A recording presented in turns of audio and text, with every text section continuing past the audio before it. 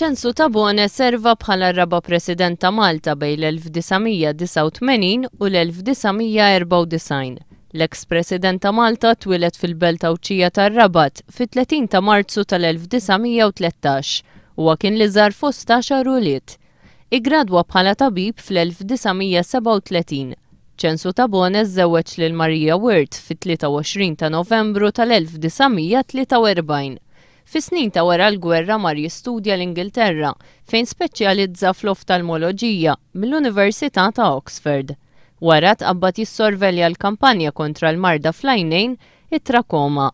Bl-isforzi tiegħu din il-marda nqerdet għal kollox minn Għawdex u wara tqabbad mill-Organizzazzjoni Dinjija tas-Saħħa biex jorganizza kampanji simili fit-Taiwan, l-Indonezja u l-Iraq.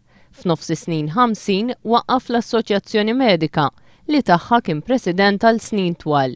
Sa mill-bidu ta' snin 60 kien attiv fil-Partit Nazzjonalista bħala membru tal-Eżekuttiv, bħala Segretarju Ġenerali, bħala President u bħala Deputat mexxej.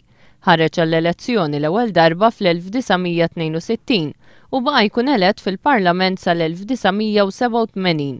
Kien anke kontesta l-elezzjoni għal kap nazzjonalista fl-1977 flimkien ma' Guido De Marco u Edi Fenekadami. Ta' Bone kien l-unika ministru li serva taħt George Borch Olivier bħala Ministru tax-Xogħlijiet u taħt Edi Fenekadami bħala Ministru tal-Affarijiet Barranin. Jibqa' nfakkar għall-inizjattivi tiegħu fil-Ġnus Magħquda favur l-anzjani u t-tibdil fil-klima. Fis-16 ta' Marzu 1989 ċensu ta' Bone riżenja minn Ministru tal-Affarijiet Barranin u minn membru parlamentari biex fl-4 ta' April tal-istess sena inħatar ir-raba President ta' Malta. ċensu ta' Bone u l-mara tiegħu kellhom 8 ulied, 3 irġiel u 5 tibniet.